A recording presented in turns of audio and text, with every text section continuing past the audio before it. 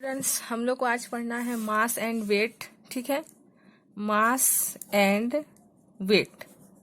हम लोग जनरली अपना जैसे हम लोग अपना वेट मेजर करते हैं तो हम लोग क्या बोलते हैं, वेट है हमारा वेट है 30 kg, 80 kg, 90 kg। हम लोग ऐसे बात करते हैं, लेकिन वो हमारा फिजिकल लैंग्वेज में हम लोग रॉन्ग बात करते हैं। हम लोग जैसे डेली लाइफ में हम लोग वेट बोलते हैं, सही है, लेकिन हम लोग का जो वेट है वो वेट नहीं है, वो हमारा मास है। मास मतलब वेट ही होता है। ठीक है, लेकिन जैसे मास है हमारा, हम लोग का जो मास है, हम लोग क्या बोलेंगे, हमारा जो वेट है वो 60 kg है। लेकिन केजी तो ऐसा यूनिट होता है मास का। ठीक है, मास का जो ऐसा यूनिट होता है वो क्या होता है, केजी। यानी कि हम लोग को बोलना चाहिए कि हमारा जो मास है वो 60 kg है, हमारा मास 50 kg है। ठीक है, देखो हम लोग को पता है कि जो मास है वो डिपेंड करता है इनर्सिया पे। ठीक है, मास किस पे डिपेंड करता है, डिपेंड्स अपॉन इनर्सिया। ठीक है, मास डिपेंड करता है इनर्सिया पे, ये याद रखना। अब इनर्सिया हम लोग को पता है कि रेजिस्ट एनी चेंज। इनर्सिया क्या करता है, to resist any change. First chapter में हम लोग पढ़ चुके हैं। टू रेजिस्ट एनी चेंज मतलब वो अपने आप में किसी भी होने वाले चेंज को रोकता है, रेजिस्ट करता है, इनर्सिया। ठीक है, हम लोग को ये पता है कि मास में क्या होता है, इनर्सिया होता है जो किसी भी चेंज को रोकता है। मतलब देखो हम लोग का जितना भी हमारा वेट, अगर किसी बॉल का वेट ले लेते हैं 60 kg है, और एक बॉल लेते हैं जिसका वेट है 20 kg। ठीक है, एक बॉल है जिसका वेट है 60 kg, सॉरी मास है 60 kg, और एक बॉल है जिसका मास है 20 kg। ठीक है, तो जो 60 kg वाला है वो किसी भी होने वाले चेंज को, अगर हम लोग इसमें फोर्स लगाते हैं, ठीक है, हम लोग इसमें मान लो F फोर्स लगाते हैं, ठीक है, और इसका मास 60 kg है, इस मास को हम लोग फर्स्ट बॉल वाले के लिए M1 लिख लेते हैं। ठीक है, तो इसमें क्या होगा, जो चेंजेस प्रोड्यूस होगा, इसमें चेंज होगा ना, वेलोसिटी चेंज होगा इसमें। तो चेंज जो वेलोसिटी इसमें जो चेंज होगी, हम लोग जब इसको धक्का लगाते हैं, फोर्स लगाते हैं, मान लो इस बॉल को, तो ये मूव करता है, तो इसमें वेलोसिटी प्रोड्यूस होती है। तो जब भी चेंज इन वेलोसिटी वाला टर्म आता है तो हम लोग उसको क्या बोलते हैं, एक्सीलरेशन ए। ठीक है, तो जितना भी इसका बॉल का मास होगा वो उस रेजिस्टेंस को उतना ही रोकेगा, उसमें उतना ही वेलोसिटी कम प्रोड्यूस होगा, एक्सीलरेशन कम होगा। ठीक है, जब भी एक्सीलरेशन कम होता है वो अपने आप में होने वाले किसी भी चेंजेस को रोकता है, रेजिस्ट करता है, तो हम लोग उसको क्या बोलते हैं, इनर्सिया बोलते हैं। ठीक है, हम लोग इस टर्म को क्या लिख सकते हैं, force is equal to M into ए।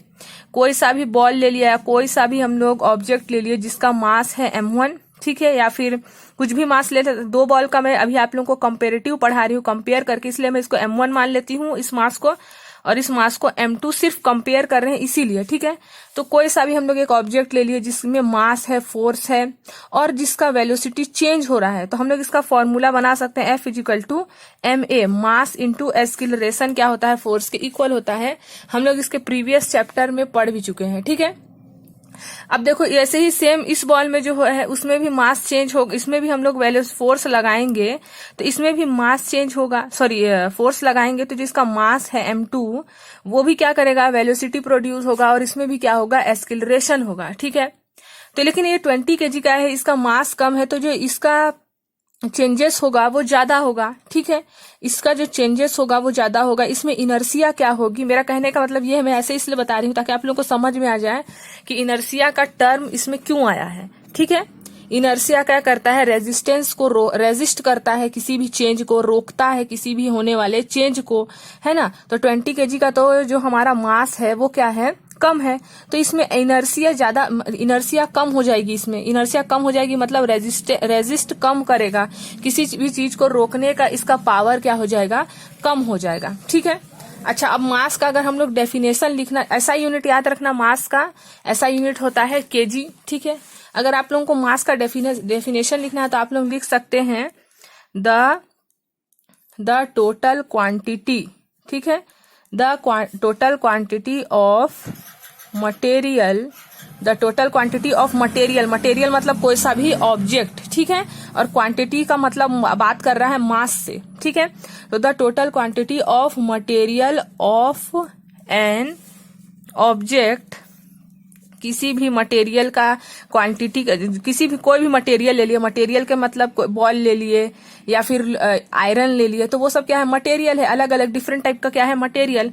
उस मटेरियल का जो ऑब्जेक्ट है, हम लोग उस मटेरियल, जैसे कि हम लोग ले लिए बॉल, ये बॉल किससे बना है, मान लेते हैं प्लास्टिक से, तो ये प्लास्टिक क्या है, मटेरियल, और ऑब्जेक्ट का नेम क्या है, बॉल है, ठीक है। तो उस क्वांटिटी पर डिपेंड करता है, क्वांटिटी मतलब मास, है ना। हम लोग बोलेंगे ना, जैसे इस पेन का क्वांटिटी क्या है, मान लो आप लोग बोलेंगे 2 ग्राम, तो ये मटेरियल कौन सा है, पेन मटेरियल है, सॉरी पेन बोल रही हूँ, प्लास्टिक का मटेरियल है, ऑब्जेक्ट क्या है, पेन है, और इसका क्वांटिटी क्या है, मास क्या है, इसका 2 ग्राम है, ठीक है, समझ गए।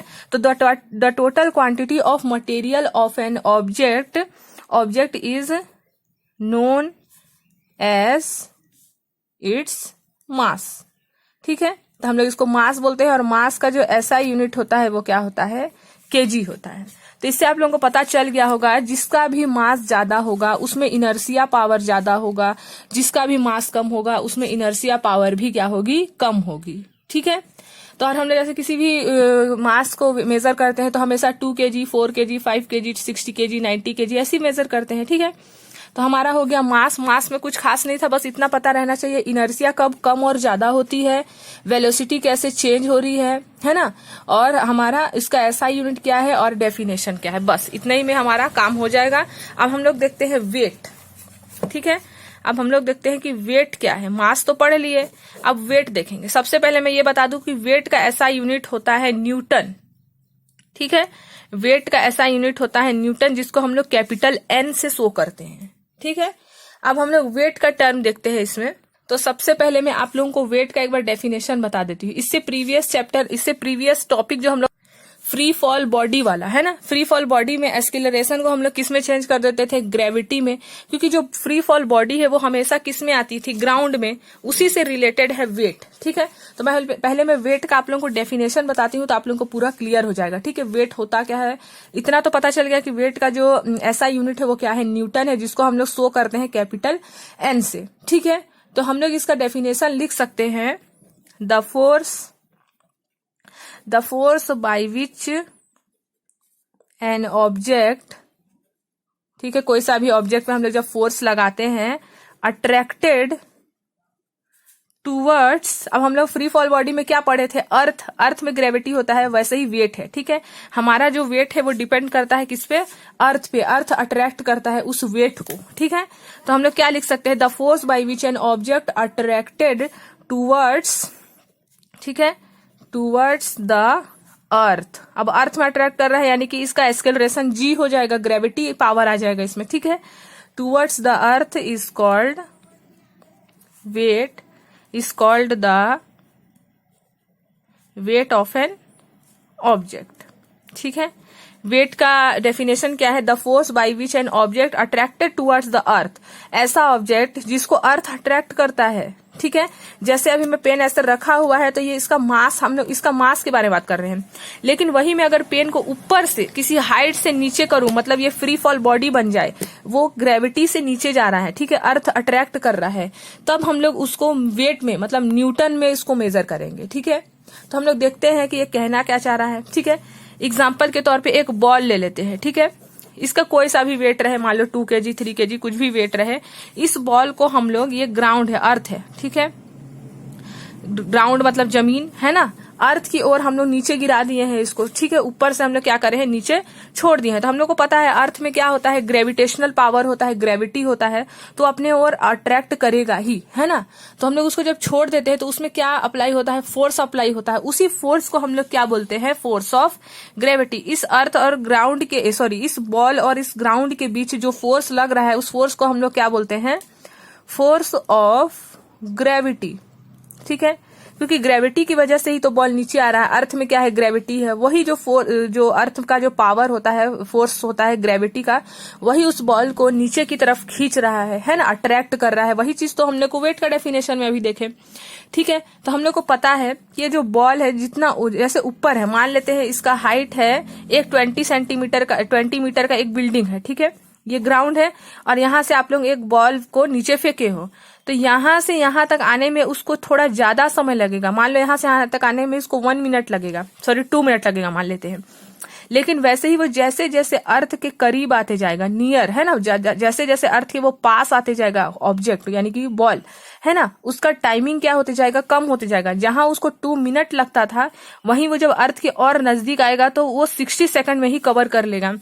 मतलब यहाँ क्या हो रहा है, एक्सिलरेशन प्रोड्यूस हो रहा है। क्यों? क्योंकि यहाँ वेलोसिटी क्या हो रही है, चेंज हो रही है। जैसे ही आप लोग नोटिस करना कि हम लोग जितना, जैसे किसी ऊंची बिल्डिंग में है तो आप लोग मान लो ऊंची बिल्डिंग पे हो, ठीक है, मान लेते हैं first floor, second floor, third floor और नीचे बहुत सारे फ्लोर हैं। लेकिन आप लोग किसी भी सामान को फेंकते हो या बॉल को फेंकते हो तो उसको 3 फ्लोर तक आने में थोड़ा ज्यादा टाइम लगता है, ठीक है, मान लो 3 मिनट लगता है वही। लेकिन जैसे जैसे वो अर्थ के करीब जाते जाता है वहीं उसका टाइमिंग क्या होते जाता है, कम, वो जल्दी से नीचे आ जाता है ना। क्यों? क्योंकि ग्रेविटी पावर जैसे जैसे हम लोग अर्थ के करीब आएंगे वैसे वैसे उसका ग्रेविटी का जो पावर है वो बढ़ता जाएगा। क्यों बढ़ता जाएगा? क्योंकि एस्किलरेशन प्रोड्यूस होगा, वेलोसिटी क्या होगी, चेंज होगी। तो यहाँ जो हमारा एस्किलरेशन वाला टर्म है मैं आप लोगों को फ्री फॉल बॉडी में पढ़ा चुकी हूँ, मैं लिंक डिस्क्रिप्शन बॉक्स में डाल दूंगी, आप लोग एक बार चेक कर सकते हैं अगर नहीं देखे हो तो। एस्किलरेशन को हम लोग जब भी फ्री फॉल बॉडी वाला बात करेंगे, किसी हाइट से नीचे फेंकने वाला बात करेंगे, तो एस्किलरेशन, क्योंकि यहाँ ग्रेविटी प्रोड्यूस होता है इसलिए हम लोग एस्किलरेशन ड्यू टू ग्रेविटी में आ जाते हैं और एस्किलरेशन को चेंज करते हैं जी में। और जी का पावर क्या होता है, 9.8 मीटर पर सेकेंड स्क्वायर, ठीक है। एस्किलरेशन का ऐसा यूनिट क्या था, मीटर पर सेकंड स्क्वायर। अभी ग्रेविटी का बात कर रहे हैं, ग्रेविटी जो अर्थ का ग्रेविटी है उसका पावर कितना है, 9.8 मीटर पर सेकंड स्क्वायर। तो एस्किलरेशन जो है वो किस में चेंज होता है, जी में, क्योंकि एस्किलरेशन ड्यू टू ग्रेविटी आ गया है। तो वैसे ही यहाँ जहां F equal to M A था वहां F इजिकल टू mg बन जाएगा, क्योंकि ए को हम लोग किस में कन्वर्ट कर दिए हैं, जी में, ठीक है। तो ये हमारा हो गया मास एंड वेट। तो मास हम लोग पढ़ लिए, मास का डेफिनेशन भी देख लिए, उसका एसआई यूनिट भी देख लिए, वेट भी पढ़ लिए, वेट का डेफिनेशन भी देख लिया और एसआई यूनिट भी पढ़ लिए, ठीक है। तो हम लोग को सिर्फ इसको थोड़ा समझना है, बाकी हम लोग को याद करने में डेफिनेशन याद करना है और उसका एसआई यूनिट, ठीक है। अब इसी से रिलेटेड कुछ न्यूमेरिकल क्वेश्चन है जिसको हम लोग देखते हैं, आप लोगों को और क्लियर हो जाएगा। देखो पेज नंबर 66 में एक क्वेश्चन है मास एंड वेट से related he. Mass of moon का जो मास है वो बता दिया है 7 × 10⁻22 kg एंड इस रेडियस, जैसे ये मून हो गया उसका मास बता दिया है 7.22 kg 22 kg और उसका रेडियस बता दिया है, ये रेडियस हो गया है ना, उसका रेडियस बता दिया है 700 किलोमीटर। डायामीटर नहीं बताया है, रेडियस बताया है और डायामीटर से हाफ होता है रेडियस, ठीक है। अब हम लोग को पता है कि इतना बताने के बाद हम लोग को कौन सा फॉर्मूला यूज करना है ये भी बता दिया है कि G equal to GM/r²। Due to gravity वाला जो फॉर्मूला हम लोग पढ़ चुके हैं, मैं लिंक डिस्क्रिप्शन में डाल दूंगी, इस पूरे चैप्टर का आप लोग पूरा देख सकते हैं, ठीक है। तो बोल रहा है फाइंड द वैल्यू ऑफ एस्किलरेशन, हम लोग को एस्किलरेशन फाइंड करना है on the surface of moon for the object mass m। तो हम लोग को सरफेस से फाइंड करना है, मतलब यहाँ ग्रेविटी फाइंड करने बोल रहा है, ठीक है। एस्किलरेशन ड्यू टू ग्रेविटी हो जाएगा क्योंकि सरफेस एरिया ग्राउंड एरिया होता है जहां ग्रेविटी प्रोड्यूस होता है। तो हम लोग को जी फाइंड करना है और जिसका वैल्यू बता दिया है GM/r²। ड्यू टू ग्रेविटी वाला जो हम लोग पढ़े हैं एस्किलरेशन ड्यू टू ग्रेविटी, उसमें ही हम लोग मैं आप लोग को बता चुकी हूँ। तो इसमें मून का मास बता दिया है, रेडियस बता दिया है, ठीक है। तो हम लोग यहाँ पास पहले फॉर्मूला लिख लिया, ग्रेविटेशन एस्किलरेशन ऑन मून का ग्रेविटी पावर हम लोग फाइंड कर रहे हैं, ठीक है। जिसमें से हम लोग को पता है जी, ग्रेविटी का वैल्यू जो कैपिटल जी होता है उसका वैल्यू हम लोग को याद रखना है, इस कैपिटल जी का वैल्यू याद रखना बस, है ना। बाकी वैल्यू आप लोगों को दे देगा। जी का वैल्यू तो आप लोग सबको याद हो गया होगा 9.8 मीटर पर सेकंड स्क्वायर। इस कैपिटल जी का वैल्यू याद रखना बस 6.67 × 10⁻11। इस वैल्यू को बस याद रख लेना, बाकी वैल्यू आप लोगों को हमेशा क्वेश्चन में मिल जाएगा, लेकिन इसको याद रख लेना, ठीक है। मून का तो हम लोग को दिया हुआ है मास 7 × 10⁻22 kg, रेडियस भी दिया है 700, है ना, 700 किलोमीटर है। किलोमीटर को मीटर में चेंज करेंगे तो 700 × 1000 होगा ना। रेडियस हम लोग बात कर रहे हैं तो हम लोग जो किलोमीटर को मीटर में चेंज करेंगे तो 1000 से मल्टीप्लाई करेंगे और 1000 को हम लोग लिख सकते हैं 10⁻3, लिख सकते हैं 1000 को 10⁻3, क्योंकि 10 × 10 100 होता है और 100 × 10 क्या होता है 1000। इसीलिए हम लोग इसको, ताकि हम लोग इधर सॉल्व करने बने, क्योंकि पावर 11 22 दिया है, वैसे ही हम लोग 1000 को भी इस पावर के टर्म में, एक्सपोनेंट के टर्म में कन्वर्ट करने के लिए 1000 को हम लोग क्या लिख दिए हैं 10⁻3 और यहाँ स्क्वायर लगा था इसलिए स्क्वायर लगा दिए हैं और कोई प्रॉब्लम नहीं है हम लोग को, है ना। और इसका जो होता है यूनिट ग्रेविटी का मीटर पावर सेकंड स्क्वायर होता है, ठीक है। अब हम लोग जब इसको सॉल्व करेंगे, जैसे यहाँ पर दिया हुआ है 6.67 पॉइंट हटाएंगे हम लोग, तो पॉइंट के बाद 2 नंबर है यानी कि 100 आएगा नीचे में 100, और हम लोग 100 को लिख सकते हैं 10 टू द पावर 2। उसके बाद क्या दिया है 10 टू द पावर -11, तो हम लोग -11 कैसे लिख सकते हैं 1/10 टू द पावर 11, क्योंकि -11 है, माइनस को हटाने के लिए 1 लिख देते हैं। फिर ऊपर में 7 है, 10 टू द पावर 2 है, नीचे में क्या है देखो 700 है, तो हम लोग इसको ऐसे लिख सकते हैं 700 को 17 इंटू 10 टू द पावर 2, दो जीरो है इसीलिए, है ना। और यहाँ पास 10, अच्छा यहाँ पास हम लोग ये चीज तो भूल ही गए, स्क्वायर है ना, तो यहाँ 17 का स्क्वायर हो जाएगा, और 10 का ऑलरेडी स्क्वायर है, इसमें एक और स्क्वायर है, तो यहाँ पास 2 2 जा 4 हो जाएगा ना, 2 + 2 4 हो जाएगा, और 3 2 जा क्या हो जाएगा 6 हो जाएगा। अब आप लोग इसको बस सॉल्व करोगे, देखो कैसे मैं सॉल्व की हूँ, 6.67 है तो 667 लिख लिए, पॉइंट हटाने के लिए 100 आता, मैं 100 को 10 स्क्वायर लिख दी हूँ। फिर 10 टू द पावर -11 है, इस माइनस को हटाने के लिए 1/10 टू द पावर 11 लिख दिए। 7 का 7, 10 टू द पावर 2 है, 22 है। ये 1700 स्क्वायर है ना, पूरे ब्रैकेट के बाहर में स्क्वायर है, मतलब ये स्क्वायर 1700 के लिए भी है और 10 टू द पावर 3 के लिए भी है। तो 1700 को हम लोग ऐसे लिख सकते हैं ना, 17 इंटू 100, इस 100 को हम लोग लिख सकते हैं 10 टू द पावर 2, लेकिन यहाँ स्क्वायर था इसलिए 2 + 2 4 हो गया, और 17 का स्क्वायर लिख दी हूँ, मतलब आप लोग 17 इंटू 17 लिख सकते हो, और 3 इंटू 2 हो गया, यहाँ पर 6 हो गया। ठीक है, अब आप लोग इसको सॉल्व कर देना। जैसे यहाँ 10 टू द पावर 4 है और यहाँ पर 10 टू द पावर 22 है, तो इसमें से 4 को कैंसिल कर देना। जैसे कि यहाँ पास आप लोगों का 10 टू द पावर 22 दिया है, अब इसमें से 4 माइनस करोगे, है ना। अब जैसे हम लोग फॉर्मूला पढ़ चुके हैं ना, a to the power m divided by a to the power n, इसको क्या करते हैं to the power m minus n। तो यहाँ भी 10 है, यहाँ भी 10 है, बस पावर चेंज है, तो हम लोग पावर और पावर को माइनस कर सकते हैं। वैसे ही आप लोग माइनस करोगे और सॉल्व करोगे तो आप लोगों को आंसर मिलेगा 1.62, यानी कि जो मून का ग्रेविटेशनल पावर है, जैसे अर्थ का ग्रेविटेशनल पावर क्या है 9.8 मीटर पर सेकंड स्क्वायर, वैसे ही जो मून है उसका ग्रेविटेशनल पावर है 1.62 मीटर पर सेकंड स्क्वायर। मून में ग्रेविटी नहीं होती है, एकदम नहीं के बराबर होती है ना, 1.62 मीटर पर सेकंड स्क्वायर के बराबर क्या आया है ग्रेविटी। अगर मून का हम लोग को मास इतना मिले और रेडियस इतना मिले, तो हम लोग बोल सकते हैं कि मून का जो ग्रेविटेशनल पावर है वो क्या है 1.62 मीटर पर सेकंड स्क्वायर। आप लोग चाहो तो इस आंसर को याद भी कर सकते हो। ठीक है, अब हम लोग देखते हैं इसी से रिलेटेड एक क्वेश्चन और, न्यूमेरिकल क्वेश्चन। देखो ये इंपॉर्टेंट है, जितना भी न्यूमेरिकल क्वेश्चन है ये सब इंपॉर्टेंट है, ये भी 166 पेज नंबर में ही है। ठीक है, यहाँ देखो क्या लिखा, compare the weight of an object m on earth and moon. हम लोग को अर्थ और मून का वेट को क्या करना है, कंपेयर करना है। तो WE का मतलब है वेट और E का मतलब अर्थ, W का मतलब वेट, M का मतलब मून, यानी कि weight of earth divided by weight of moon. Compare कर रहे हैं तो डिवाइड करेंगे, है ना। अब वेट को क्या लिखते हैं, वेट मतलब कि हमारा क्या हो गया मास इंटू ग्रेविटेशनल पावर अर्थ का, और वेट का इधर mass into gravitational power moon का। ठीक है, W को ही हम लोग, W का फॉर्मूला होता है M इंटू G। ठीक है, जैसे फोर्स का फॉर्मूला होता है F इंटू M है, वैसे ही वेट का फॉर्मूला होता है M इंटू G। ठीक है, तो बस E इसलिए लिखे हैं E और M, ताकि आप लोगों को पहचान में आ जाए। ये G ग्रेविटेशनल पावर जो बता रहा है, वो ग्रेविटी जो बता रहा है वो अर्थ के लिए, ये वाला ग्रेविटी मून के लिए है, क्योंकि हम लोग को weight of earth and moon find करना है, इसीलिए E और M लिख दिए हैं। ठीक है, अब M से M कैंसिल हो गया, क्योंकि जो इसका वेट है वो सेम है अकॉर्डिंग टू द क्वेश्चन, जो ग्रेविटेशनल पावर है वो क्या है डिफरेंट है, तो इसलिए M और M कैंसिल हो गया और ये बच गया।